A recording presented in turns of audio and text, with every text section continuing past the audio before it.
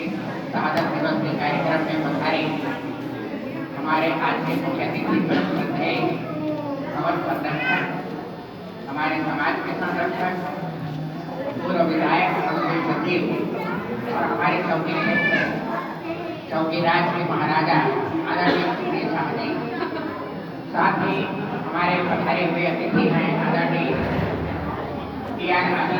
DIG साहब जी, Shri KR पंडित जी। 2024 के जनवरी से प्रारंभ किया था 3S पर बात करना और ये दिसंबर 2024 आ गया है। 3S अर्थात 3 स और तीनों स का अर्थ है संगठन, शिक्षा और स्वास्थ्य। पूरा 12 महीना हो गया मेरा ये बातें समाज के पटल में रखते हुए, और ये अंतिम माह है दिसंबर 25 में कोई नया योजना तैयार बन के आएगा।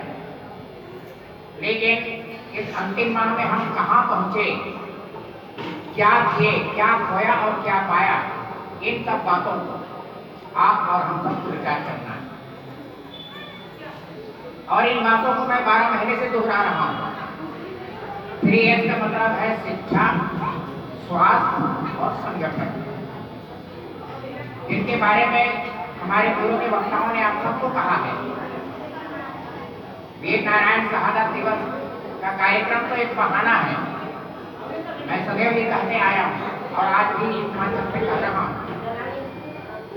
मनाना है 10 दिसंबर से लेकर पूरे दिसंबर महीने तक मनाते हैं, लेकिन इन्हीं के माध्यम से उनके द्वारा जो हमें प्रेरणा लेना चाहिए, हमारे अपने जीवन में कुछ सीखना चाहिए, वो बातें आप और हम सब मिलकर चर्चा करें, चिंतन करें, मनन करें, इन बातों पर होना चाहिए। शिक्षा पर जैसे हमारे शिक्षित वर्ग और हमारे आने वाले भविष्य जो मासूम बच्चे हैं, उन पर हमें कैसे न्यू डालना है ताकि वो शिक्षा के माध्यम से वो आगे बढ़ सके। इनके उदाहरण आपके सामने मानपुर ब्लॉक से पधारे टोहे से, एक टोहे जंगल गांव है, वहां से पधारे हमारे DIG साहब आदरणीय यात्रा सर जी। एक टोहे से हैं जिन्होंने 8वीं तक मात्र रेगुलर किए हैं, उसके बाद पूरे कक्षा प्राइवेट पढ़े, प्राइवेट पढ़ करके उन्होंने PSC पास करके आज वो DIG साहब से बनकर के अपने उम्र करके और आज सेवा हुए। और उदाहरण अभी आदरणीय तुलावी जी ने अपने लड़की के बारे में जो बताए, कुमारी श्रेया, जो कम उम्र के और पहले ही प्रयास में इनके सुपुत्री ने आज सिविल जज के रूप में चयनित हुए हैं। बधाई आप सबके हो तो बड़ी जोरदार तालियां मिलती हैं। और ऐसे होनहार हमारे बीच में भी हैं, ये नाटक छोटे छोटे बच्चे हैं। जरूरत है इन्हें एक अच्छे माहौल देने का, आवश्यकता है इन बच्चों को हम आगे कैसे बढ़ाएं, और इन सब की जिम्मेदारी बनती है माँ और बाप। पालक यदि कहीं अच्छे हैं तो निश्चित रूप से उनके बच्चे भी आज अच्छे निकलेंगे। और यदि हमारे पालक यदि कोई आहार की जरूरत नहीं पड़े, वाला कोई पेट सीटी की जरूरत नहीं है, वाला कोई पोलियो की 2 बूंद चपकाए की जरूरत है का। और एक उदाहरण है बेदरा। बेदरा सबको जानते हो, बेदरा की पीला वो हर अपन पीला लाभ मर भी जा रही, जब तक वो इस डाली से वो डाली छलांग लगाए के काबिल नहीं होई, तब तक वो बेदरी अपन बच्चला अपन सीना में लटकाए चला।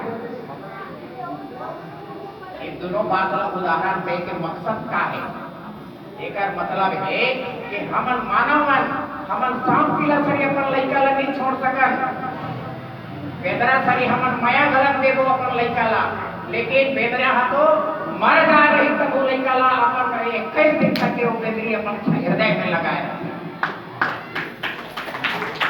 मरे के बाद। लेकिन हमको माया मत कर कि तो लइका हम दोनों ले ज्यादा गधा निकल गए। आज की स्थिति समाज में इतना नीचे की तरफ जाकर शिक्षा के कोई ठिकाना नहीं है। लड़की मन आगे बढ़ाते हैं, लड़का का बचवा जाओ। सरकार का तो बेटी बचाओ बेटी पढ़ाओ, और मैं समाज में सदैव कहूँ बेटा बचाओ, बेटा हमारा बिगड़ रहा है। आज 10 साल 12 साल के बच्चे दारू पी करके बिगड़ रहे हैं, और आज हॉस्पिटल में जाकर के देखो कम उम्र के लोग इतने गहन बीमारी से पीड़ित हैं, और कई लोग तो ऊपर चले जा रहे हैं। स्वास्थ्य पर ध्यान नहीं दिया जा रहा है। शिक्षा के बाद ये स्वास्थ्य दूसरा एस है, इस पर भी ध्यान देना हम सबको जरूरी है, जिसके बारे में हमारे ठाकुर कुमार सिंह ने भी बढ़िया बताए। हमारे गुरु के वक्ताओं ने आप सबको चर्चा किए हैं, इस पर ज्यादा नहीं जाऊंगा। और मेरा दूसरा ऐसा जो संगठन है, वो संगठन आज हमारे क्यों पीछे? हम इतने बाहुल्य क्षेत्र हैं, आदिवासी बाहुल्य। मोहला मानपुर जिला जब बना तो मुझे गौरव हो रहा था, मैं बहुत बड़ी उम्मीद और सपना सोच रहे थे हम सब, ये आदिवासी जिला है। हमारे आदिवासी जिला बनने के बाद हम आदिवासियों का इतना विकास होगा, हमारा संगठन ऐसे चमकेगा और हमारे बच्चे आगे से आगे जाएंगे करके सोच रहे थे, लेकिन ऐसा दिखाई नहीं दे रहा। आखिर क्यों? इसका मुख्य कारण है हमारे संगठन में कमी है। हम एक दूसरे से एक साथ बैठना नहीं चाह रहे हैं। आखिर मैं और तुम में लग गए हैं तो एक ही परिवार के, पर मैं आप सबको आगाह करना चाहूंगा संगठन के बारे में। पूर्व में विधानसभा चुनाव था, उस समय हमने ट्रेलर जारी किए थे, आदिवासियों के संगठन कितना मजबूत है, ट्रेलर दिखाओ, आदिवासी एकजुट हो जाओ और अपने संगठन में मजबूती दिखाओ। वो ट्रेलर था। लोकसभा चुनाव आया, तब हमने कहा कि इसकी तैयारी करो, अब हमें नीचे तरफ से त्रिस्तरीय चुनाव आना है, तब हमारे संगठन में फिल्म स्टार्ट करना है। लेकिन मैं देख रहा हूँ कि फिल्म का आज उद्घाटन होना था, और आज मुझे मुरादारों के अभाव, मेरे क्षेत्र के लोगों का अभाव, चौकी ब्लॉक में क्या इतनी है? अभी हमारे मुरादार पर लोग आते आज पूरे ब्लॉक के, निश्चित रूप से ये भवन क्या सड़क पर भी हम लोगों के लिए जगह कम पड़ता। लेकिन जिस पिक्चर को हम संगठन के माध्यम से और स्तरीय पंचायत चुनाव के माध्यम से हम जो आज बात बोलने वाले थे, वो पूरा फेल हो रहा। यहीं से फिल्म के उद्घाटन जब फेल होगा तो पिक्चर का कितना चलेगा? मैं जितने भी समाज के कर्णधार हैं, समाज के जो मुखिया हैं, चाहे वो गौड़ समाज हो, गुरवंशी समाज हो, नागवंशी समाज हो, अलवर समाज हो, कंवर समाज हो, कंडरा समाज हो, जितने भी आदिवासी वर्ग में हम लोग यहाँ बैठते हैं, उन सभी से मेरा अपील होगा, जब तक आप और हम एक साथ मिल करके कोई भी कार्य नहीं करेंगे, निश्चित रूप से हमारा पिक्चर किसी तरह से अधूरा होता जाएगा। आदिवासी वर्ग को अभी सही मायने में हम अपनी मजबूती के साथ चौकी ब्लॉक में सदैव हमें यही कहते आ रहे हैं कि दुनिया बिगड़ गया लेकिन हमारा चौकी एक है। लेकिन अब तो स्थिति ऐसा दिख रहा है कि हमारा चौकी भिन्न भिन्न क्षेत्रों में, भिन्न भिन्न स्थानों में बैठने का स्थिति बन रहा है। ऐसी स्थिति में मुझे संगठन के बारे में ये कहना मजबूर हो जाता हूँ कि हम एक हैं कैसे, हमारी पिक्चर कैसे स्टार्ट, हमने छोटे क्या थे, हमारी उम्मीद क्या थी। आज से 2 साल पहले हमें इस विषय को लेकर के आगे बढ़ रहे थे, लेकिन ये 2 साल क्या पूरा भी नहीं हो पा रहा है।